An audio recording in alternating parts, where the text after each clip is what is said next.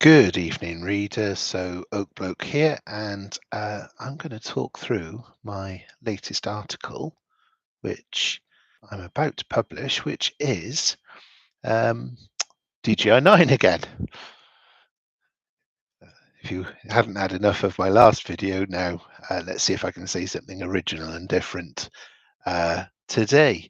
So, anyway, the article's called, and you can see it was themed on a particular person that it it actually links back to this article from last year. Let's just pop him. Oops, there we go.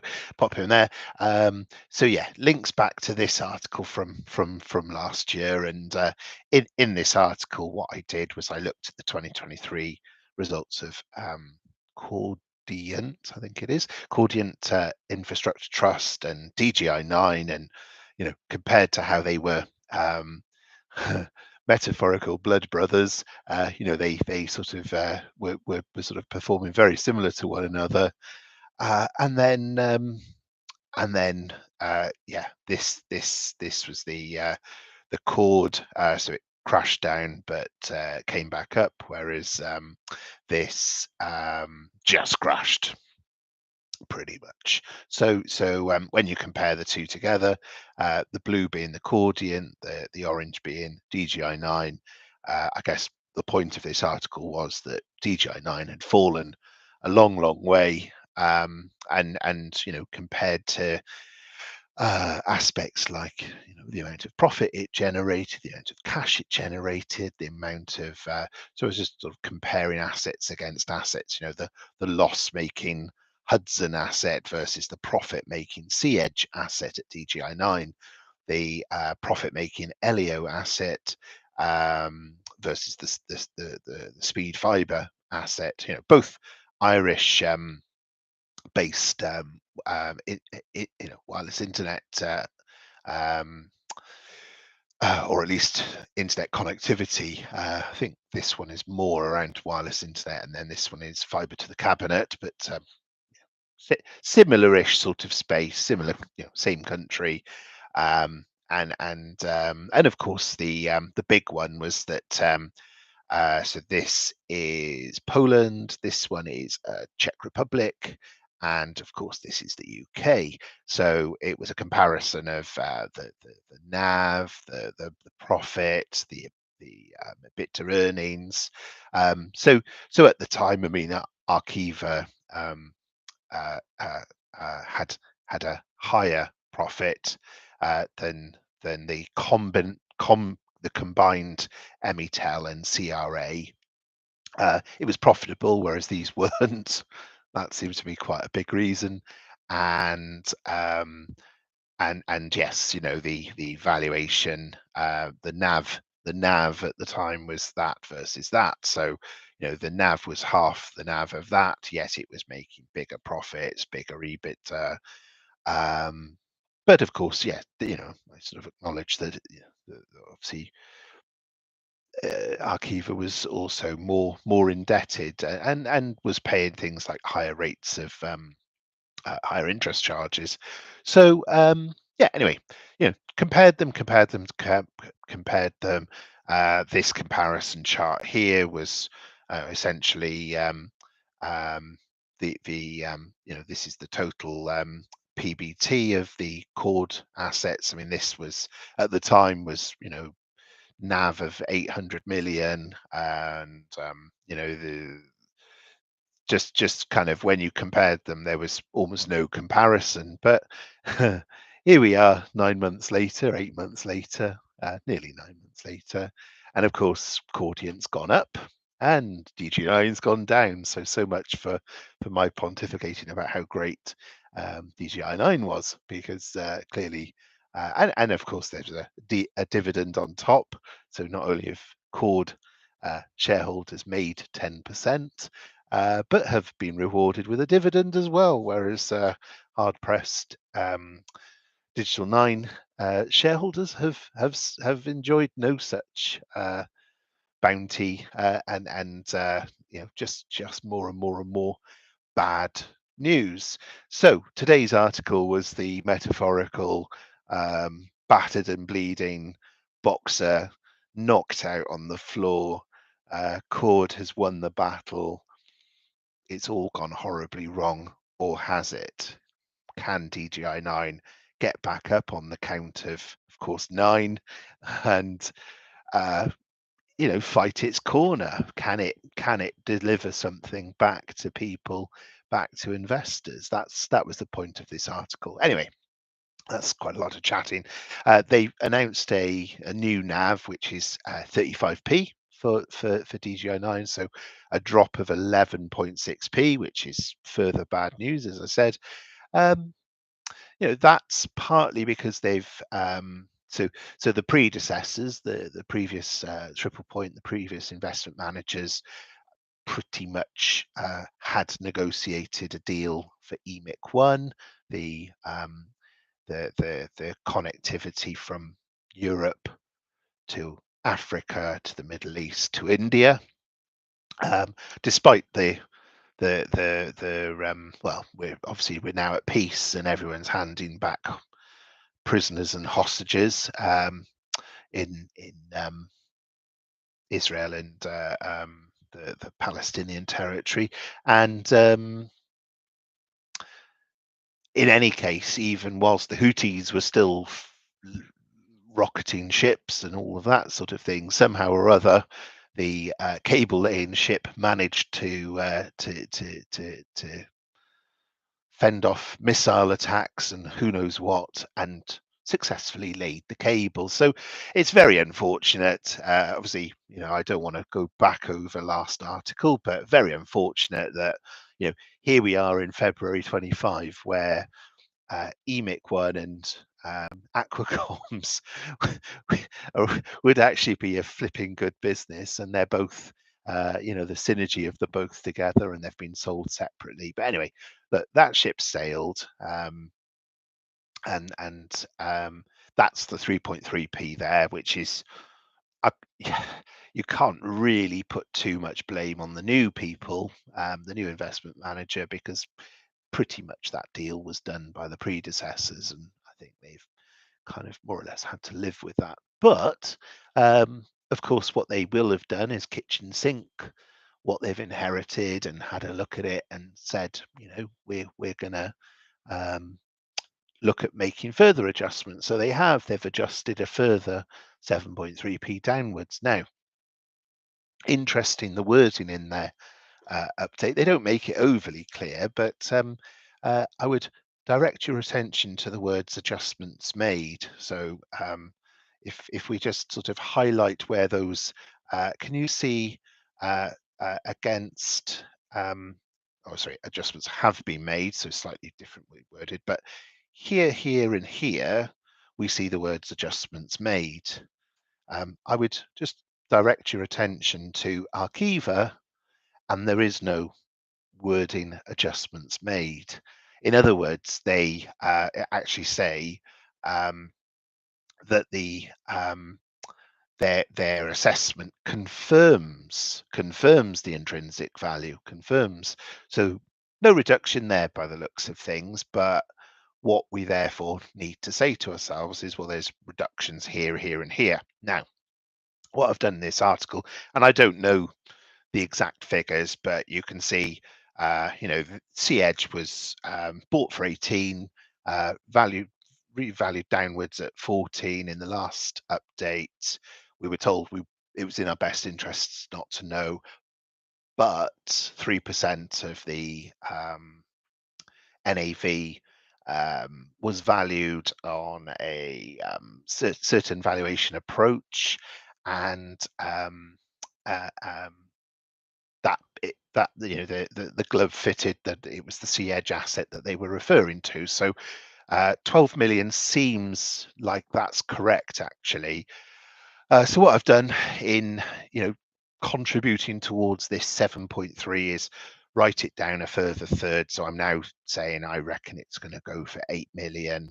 And as I say, I don't definitively know that 4 million reduction is that. Elio, you'll notice that again, we were told best interest not to know what what the valuation has dropped by. But here it was when we last know about, last December, 12 months ago, 14 months ago, it was 55.4 million. I'd kind of reckoned on it going at 45, which was the Times article that said that there was offers of 45 million. But what I've done is I've dropped it to 25, which seems terribly severe when it was growing its profits and has expanded to the Cork region. And but yeah, let's assume the worst. I've also added in a penny of so the 1 pence of costs. On reflection, some of that will be VLN and some of that will be the RCF. So I've chucked it all in against the VLN.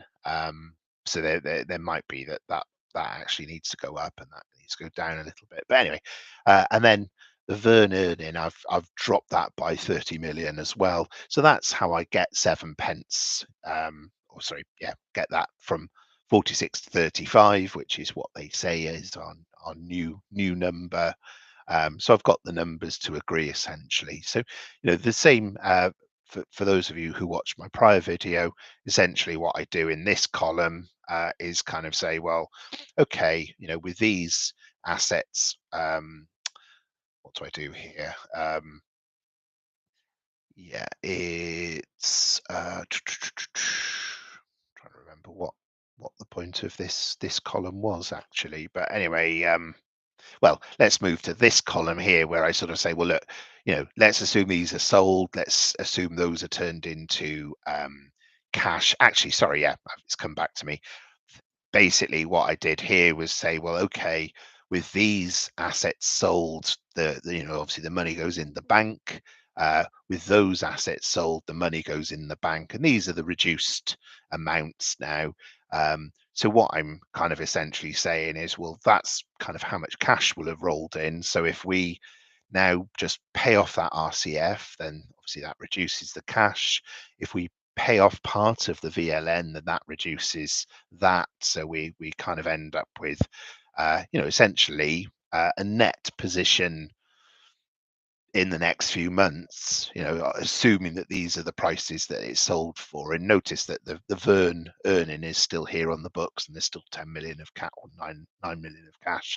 That essentially 295 NAV, which basically is 20, 25 million of Vern earning. So I've written off 80% of the Vern earning, which seems very, very harsh when Ardian have chucked 1.2 billion at it to grow it, and it feels very well. I mean, we just don't know what the specific agreement with Ardian was with the triple point made. I mean, you would like to think that there was a fighting chance of actually getting that full 107 million. Otherwise, like, that would just be mental.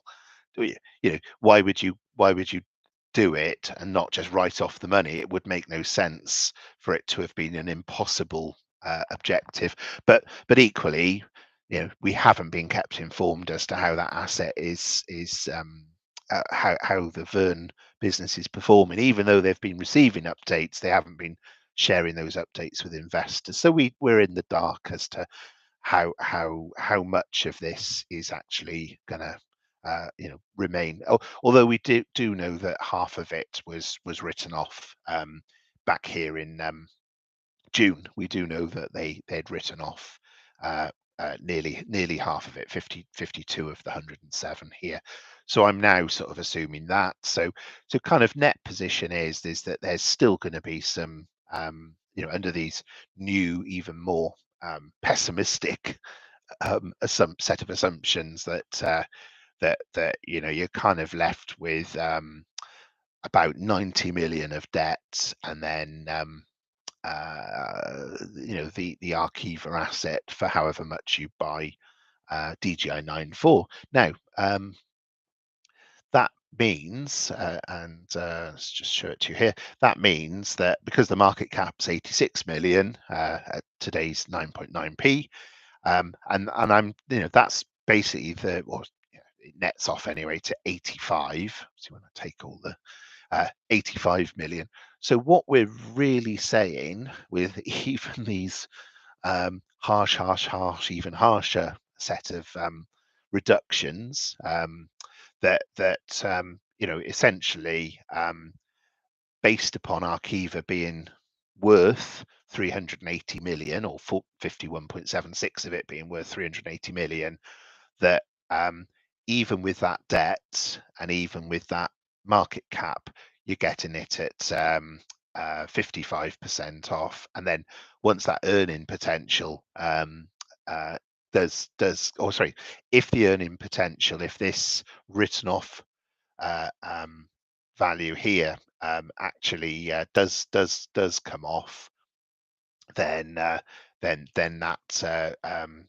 drops that sort of higher, and then you're essentially on a sort of 70% near enough discount.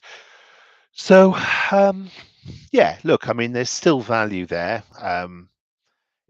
It feels very unlikely that it can, well, doesn't feel likely that it can drop further, but nothing's impossible. But yeah, just extremely cheap. And just to kind of prove that out, I mean, what I did was I worked through a couple of different things. So reviewed the old article, and did I just simply get it wrong? Did I make the wrong assumptions? And just went through it, and I was actually, do you know what? When you actually line them up on profitability and also what's changed in the sort of 12 months. So let's kind of cover that off. So Cord's done very well. The share price is up. It's up 10%. Dividend 5.2%. They've been doing buybacks as well, so the NAVs accreted by 0.4 pence, I think it is. So very, very positive performance. Its main assets are pretty much like the equivalent business to Arqiva in the Czech Republic and in Poland. So I kind of, you have to forgive, I just kind of got to a point where I was a bit tongue in cheek, where I'm saying, well, no wonder Cordiant is doing so well. Its assets are in less risky parts of the world than the UK. I'll leave you to be the judge of the sarcasm of that statement. Where a discount of 9.5% is relevant, rather than a dangerous and risky territory like the UK, where a discount of 13.8%, and I say here, that alone is a massive reason why, when we're talking about getting 50% off, 50% off the value of Arqiva, 50% off a value that is massively knocked down by a 13.8% discount rate. If it was being discounted at 9.5, the NAV of Arqiva would probably be 600, 700 million. It would be much higher, because we're talking about a business that's got very long-term cash flows. So if you discount future cash flows by 13.8%, well, after about 7-8 years, I mean, the future cash is worth pretty much nothing. Whereas at 9.5%, I mean, you're looking at probably after 10, 11, 12 years, the future cash beyond that is virtually nothing. So we're talking about several years worth of cash flow. And I would point out to you that, I mean, several years of cash flow sorry, I've got it here somewhere, that we're talking about, that's like £1 billion of cash flow. By discounting it at a severe 13.8, that I'm just saying that's kind of what's happening here, folks. I mean, whether it's right or wrong, you tell me why a Polish television media distribution business should be discounted at a much lower rate than a UK equivalent. I don't get it. Either Cordiant are discounting it far lower than they should be, or DGI9 is self-flagellating itself on how it's valuing it. Um, so yeah, I think you've just got to sort of, when you read these NAV, net asset value numbers, you've also got to say, well, where's that number being driven out of? And of course, there are differences. The Arqiva asset is more indebted, and I do make that point in this comparison as well. Um, yeah, there are some reasons, but even that, if I can sort of show you that, uh, sorry, let me go back to, yeah, yeah, we were here, weren't we? So, I mean, in the year, they have increased the value of those Polish and Czech businesses by best part of 80 million, increased them by 80 million. So, I make the point here. So there's no concern about this, you know, cliff of people not watching TV or anything like that, like we're worried about in the UK with Arqiva. So Polish and Czech television viewers I just don't buy it. I mean, if these assets are going up, like, I'm not saying this increase is wrong. I'm just saying, like, that's a weird, that's a weird, uh, um, it seems unusual to me that similar assets in different European countries could be behaving so differently. Um, anyway, these guys have got the same electrical power challenges that Arqiva does, and so on and so on. Anyway, so yeah, you can see, the other portfolio assets in Cordiant are pretty much not doing very much at all. This one is loss making and decreased in value. This one is an Irish. Again, this one's similar to Elio. So Elio, who I've just knocked down from 55 million to 25 million. These guys have increased theirs by 0.8 million, based on the performance, and they describe the speed fiber here, that they describe that the performance was very good, that they won contracts, that and okay, that's great, good for them. But again, is it therefore the case that in a positive environment like what Speed Fiber are experiencing, that Elio would be experiencing a sort of over 50% devastation in its valuation? It just feels very strange but we'll know the truth of it in March when they release um, the year-end annual report for DGI9. We'll have a better view of, hopefully have a better view. We won't have it's better not to know, like we did in the interim. But well, that's something that we'll wait and see. Ofwat returned its um, 5-year plan, and that's very, very positive for Arqiva. Relates to a range of programs to reduce spills from storm overflows. So there's vast amounts of investment going in. So 104 billion, I think, is the 104 billion upgrade, and that's over 5 years. So that's not immediate, but that surely will translate into more water meters. So greater resilience to drought by providing enough water. So there is going to definitely be more water meters, and therefore a benefit to Arqiva, but also this control of sewerage and overflows, that cut overflows by 45%, investing 6.5 million a day. And obviously some of that is going to be digging pipes and all of that fun stuff. But some of that will be monitoring and management and Internet of Things and Arqiva probably stands to benefit from all of that. Yeah, so reasons to feel positive. I also noticed that Nest has taken 10% ownership of IFM's infrastructure.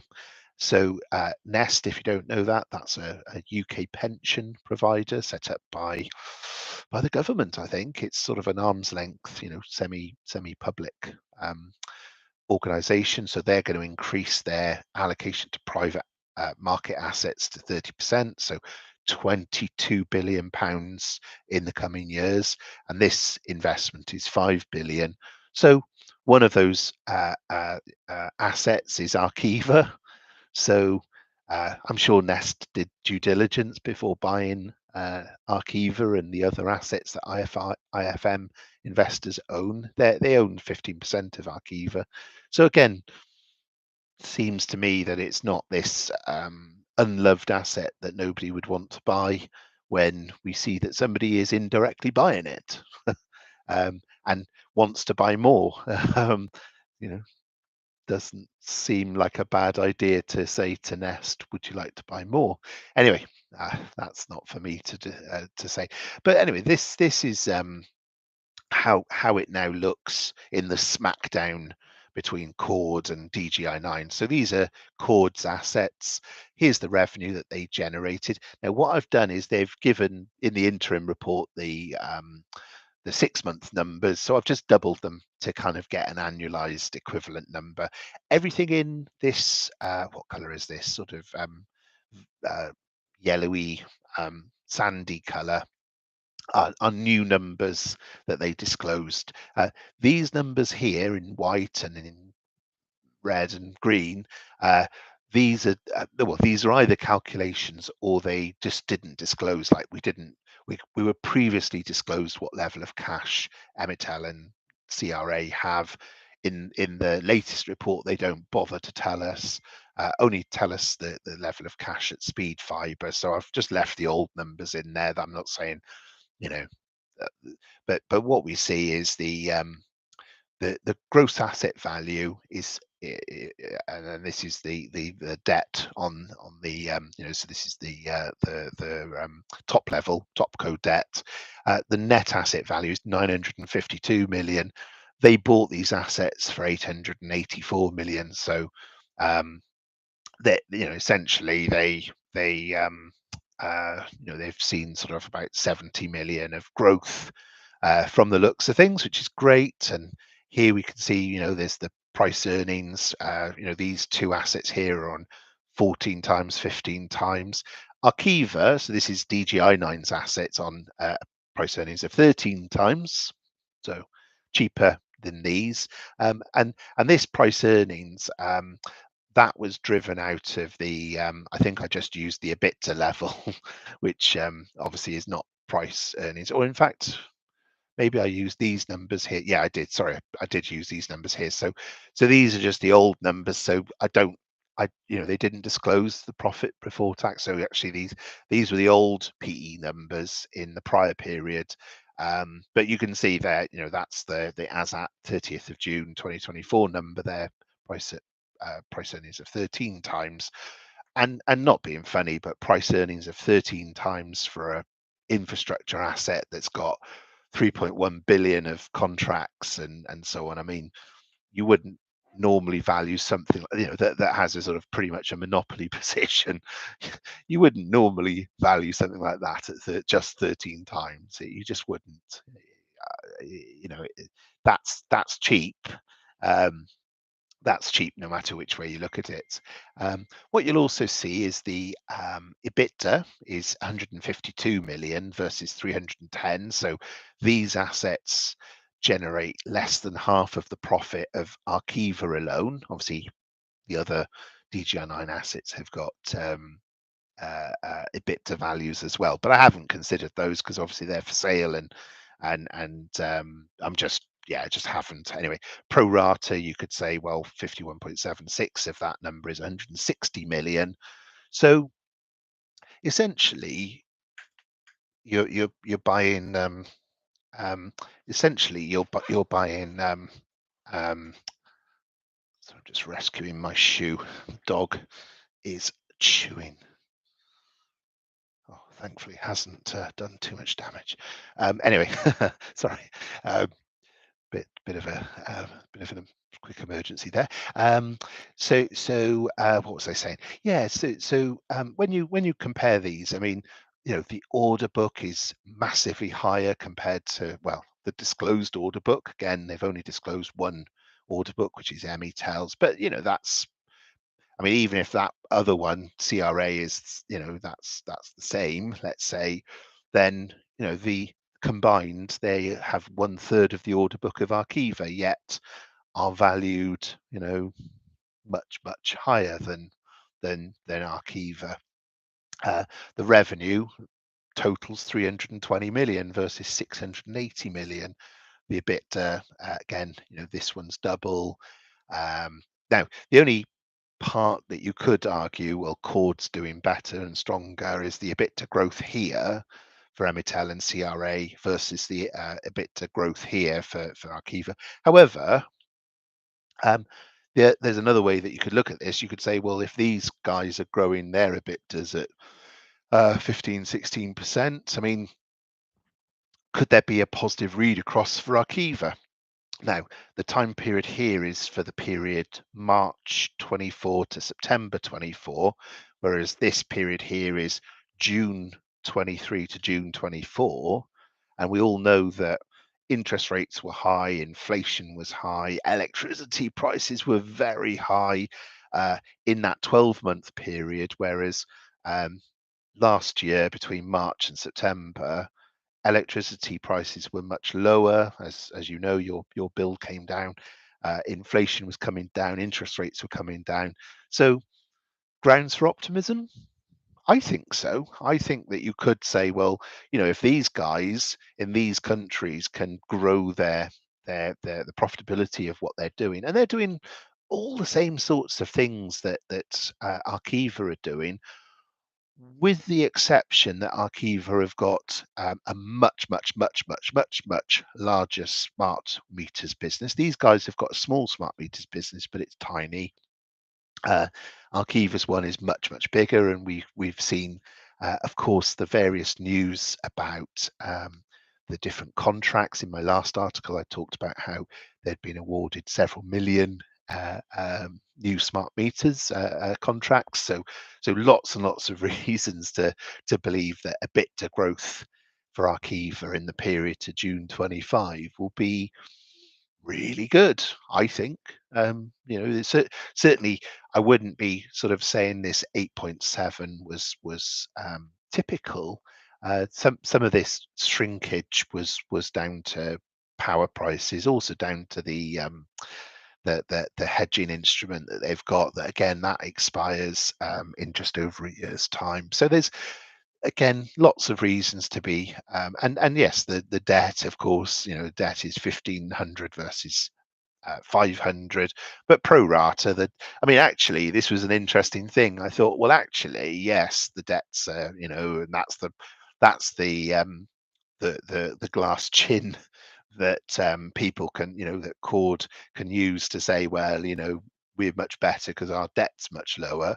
But actually, when you pro rata it, 495 versus the 767, which is what we should really be comparing against, that versus that, um, the difference in debt load is not actually that vast. Yes, this is higher, but look at the difference in the net assets. Look at the difference in the revenue. I mean, obviously the revenue is broadly similar. The EBITDA is broadly similar. Look at the difference in the profit. And actually the other thing was, look at the difference in operating cash flow. Now, again, we don't have disclosed cash flow with these guys, but certainly we know that the operating cash flow at Arqiva is extremely strong. So yeah, that that just sort of made me think, well, when we sort of seem to be discounting and reducing the NAV at DGI9 every other minute, is that going to carry on, carry on, carry on, or do we get to a point where it stops and then reverses and actually starts growing again? Well, I just look at it and think, well, like, it's easy to for people to kind of assume that something will just keep happening because it has been happening. But have we got to the point where, the referee counts to nine, DGI9 staggers back up, it's actually got some value. Will it sell for more than 9.9p, which is its current price? I think what you've got to sort of consider is, like, essentially, even after all these cut price, cut price, cut price, um, you're buying it for less than half of this value here, and this value here undercooks it massively because of this discount rate. So I think, yeah, I kind of looked at it all and just sort of think that, whilst the SmackDown, I think this time probably does have to go to Cord rather than DGI9, um, on points, let's say. I don't think DGI9 has been knocked out. I think that there's fight left in it, and I remain. I've averaged down into it, and this is why. This is why I think that we're not going to see an outcome where it ends lower than 10p, or I think even lower than 20p. I think there's a good, um, the prospects remain strong for Arqiva, and therefore for DGI9. Okay, anyway, that's Oak Bloke. Enough from me. Cheerio. Thanks for your attention, and hope this article was useful to you.